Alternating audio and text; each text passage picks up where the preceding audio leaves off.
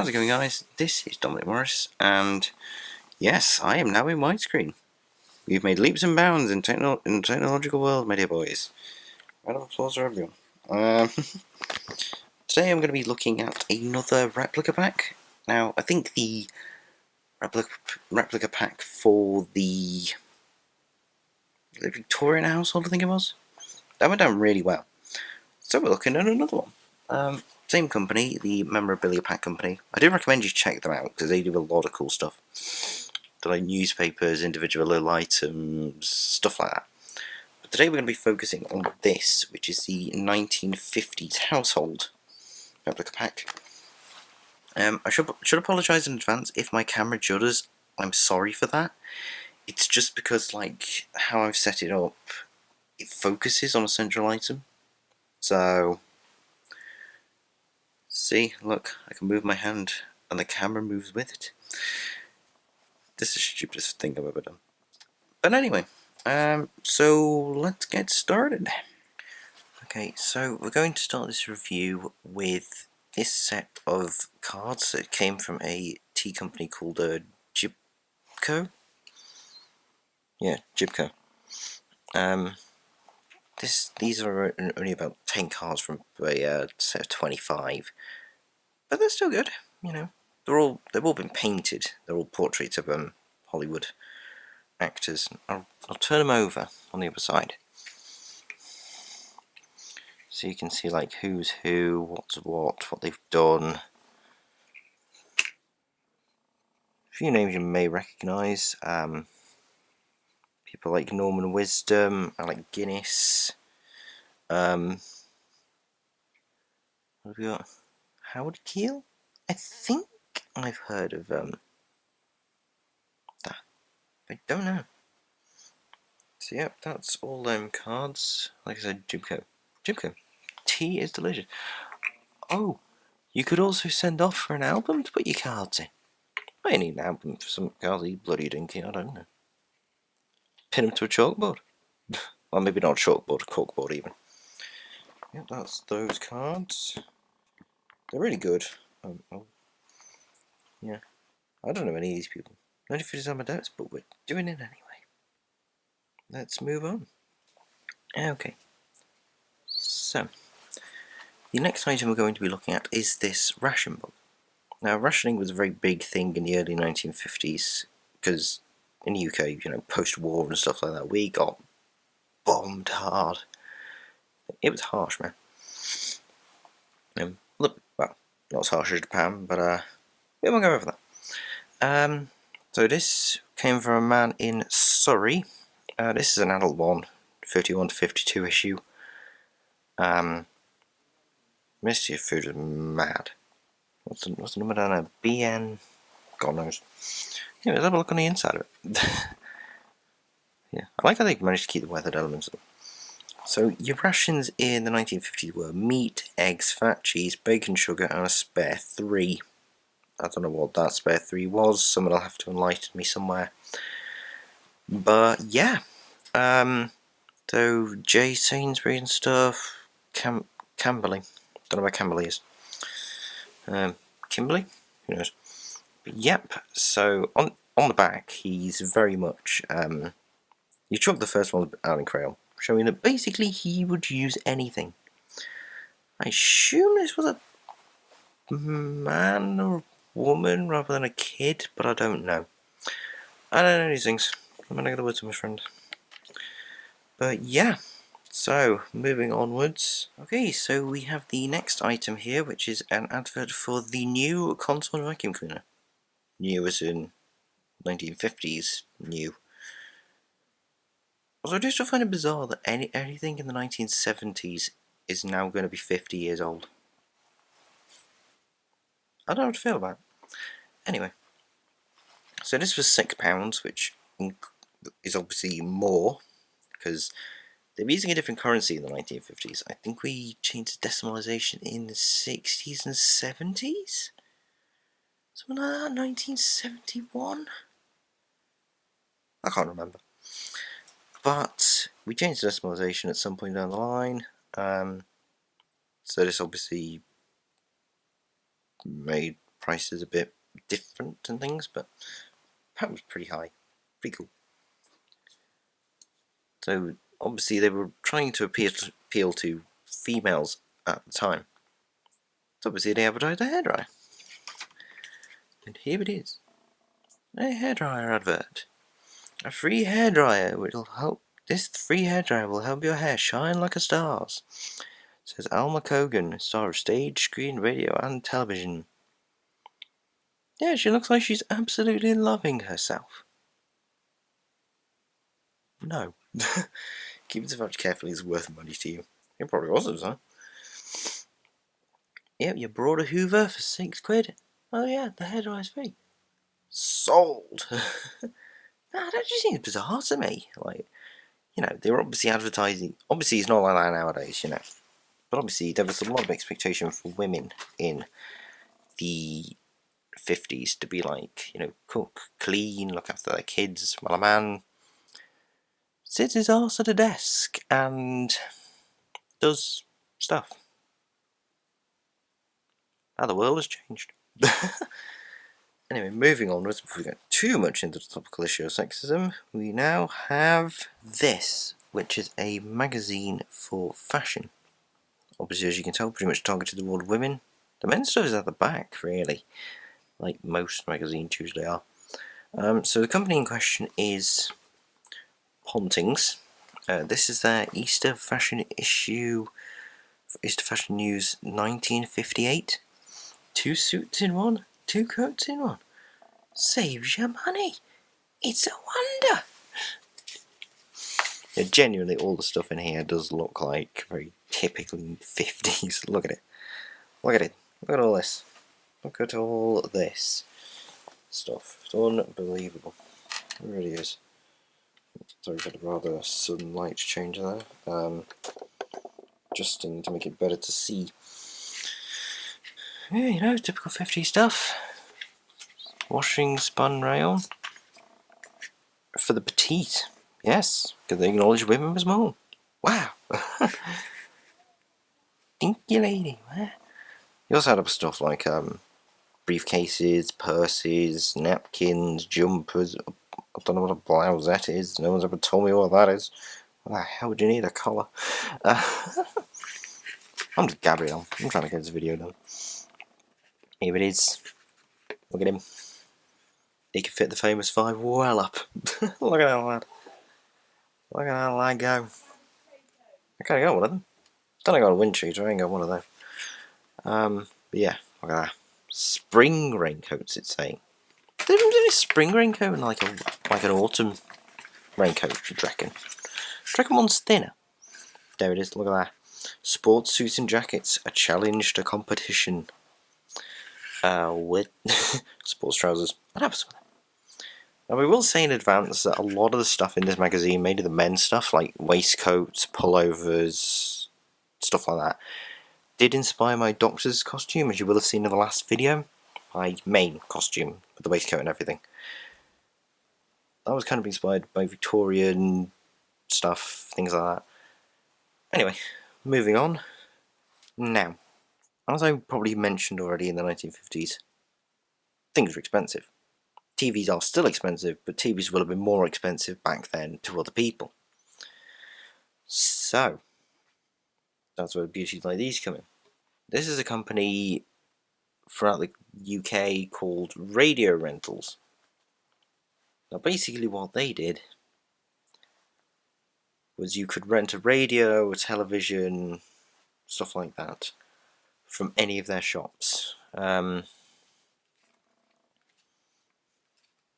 It's a free service apparently. But yes, here it is. An old TV. I'm going to zoom in well in on this one.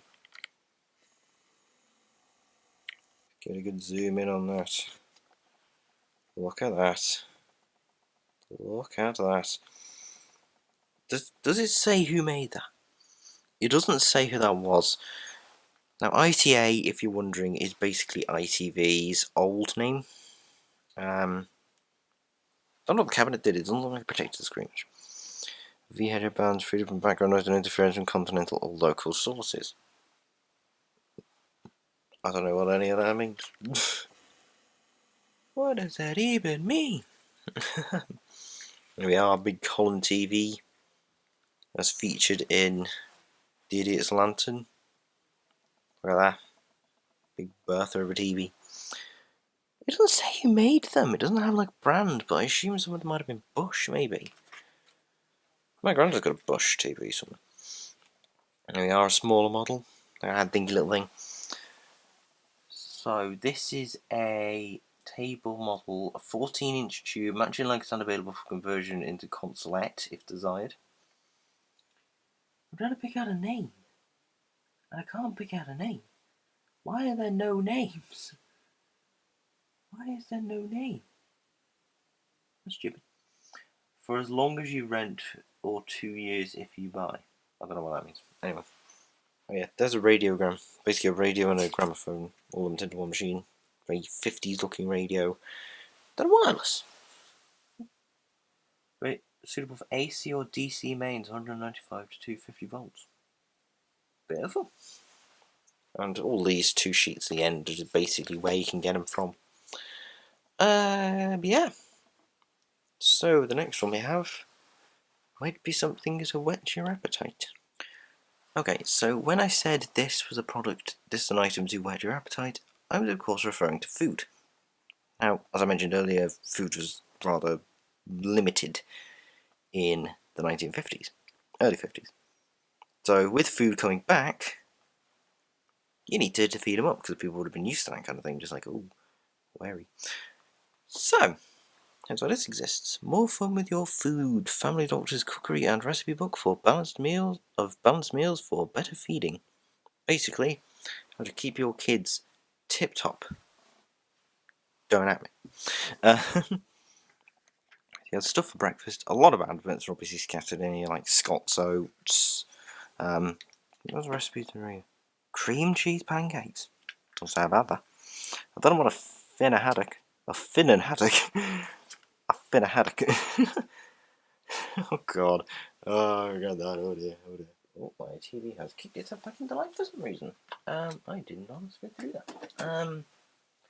Anyway. Another advert here for shredded wheat. That just looks like spaghetti. You ain't telling me that's scrambled egg and bun mushrooms. No way. Hovis. Bacon. Bacon, the breakfast that stores up energy. Apparently. Tea and coffee. I like tea, not coffee. Hate coffee. Okay, fats and carbohydrates, proteins, vitamins and minerals, all the stuff that you need to live.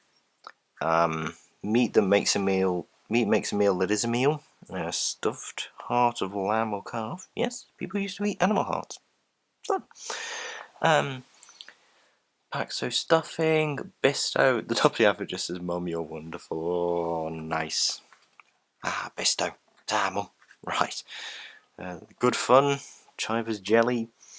Good, because healthy and really digestible food, which Chivers make with real fruit juice. Fun because wobbly, gay and sparkling with colour.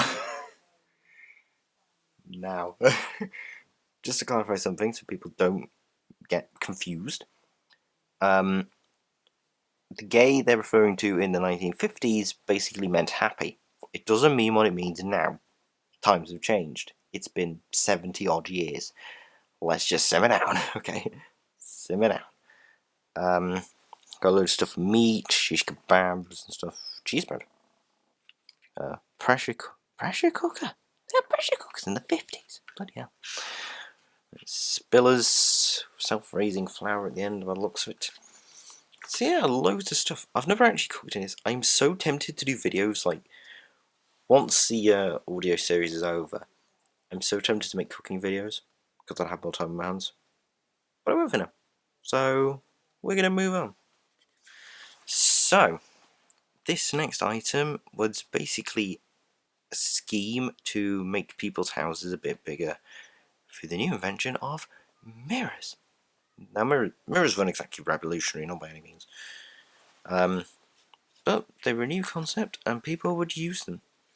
So basically what it was, I think homes in the 1950s were a lot smaller, a lot dimmer, and they didn't seem great. So I think they were kind of pushing to just like, you know, use mirrors to make your home seem bigger, so we don't have to build you a new bigger house. But yes, he had a lot of things, mirrors making differences, lighted doorways. Look at that.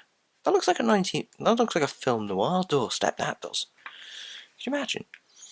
Full practical is, wait, is that fireplace made of glass? Decorative silk damask behind a piece of heat-resisting armor plate glass. The fabric can be changed or replaced by wallpaper. Protected by glass, that's brilliant! That's really clever, that. Oh, colour image. Screens of light. They're obviously a lot more misty, but they're a lot more light through. Glass and flowers. Heat water system, bathroom stuff. Details are important, apparently. How to order glass, blah blah blah. Who does know? Indoor plants displayed on glass shelves slotted into the walls on either side of a small window in the home of Mr. and Mrs. Michael Sheridan. Never asked who they were. Thanks anyway. Yeah, so I think they were trying to sort of push this agenda where it's like, you can make your house bigger by using mirrors. I assume it worked. I don't know. It might have worked. It might not have worked. We'll never know. Anyway, onwards and upwards. And now for the cleaning advertisement section. Okay, so now we're on to the cleaning advertisement section. Where my YouTube career is going. This is the only real form of advertising I'm ever going to get on this channel. Deal with it. So let's start with this one here. Now, this is an advert for a washer thing called Service. A wringer. So easy a child can wring a blanket. I think a wringer is kind of like a drying squish thing. The complete wringer can easily be reversed for left-handed users. Amazing. A washer does everything. Big capacity, anti-splash tub, auto pump, 32-inch high compactness, 20-inch square. Low-geared wringer, water heater, and turbo wash action. All at the right price. Oh, you would, didn't you? Auto pump, mobility, a lid tray, bumper. Basically, you wouldn't get wet with this thing. If you did, you would probably be inside of it. Turbo wash action, and it boils too. How to clean your clothes with hot water is amazing. In the middle of the back. Service. Washers are manufactured side by side with Wilkins and Mitchell power presses. Giant machine tools serving industry in the leading plants throughout the world. After sales service, you never need to miss a wash day. Maintenance depots all across the country exist to keep your washer in tip-top condition all the time. An unrivaled service feature for owners of washing machines of all types. There we go, it gets good. Service International, the world, and especially his wife, prefer service in over 50 countries. Britain's largest exports of all-electric washers with assembly plants in Australia and Canada. It's a bit far to go for a washing machine. It's built out of tin. Anyway, here's the other one. Bibby. I don't know what it is, but looking at it, it looks like a cleaning company for like clothes and stuff. So I think these two kind of correlate. J. Bibby and Sons, Liverpool. Would have been good. Right. Yeah. Clozone, Bibby Pale Soap, Bibby Green Soap, Carbolic, Glee, Flakes, Pat, Beauty Soap, Toilet Soap, and Cream Shampoo. How very interesting. Yeah, that's those two. I don't think these were necessarily just targeted towards women. I think these just created as they were, but I wouldn't take notice of them because that's kind of just how it went. Anyway, moving on.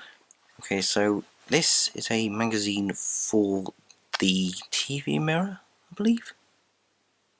A TV can cure loneliness. Yay, someone's speaking the truth. But yeah. Zoom in on this a bit. There we go. Oh god, here we go.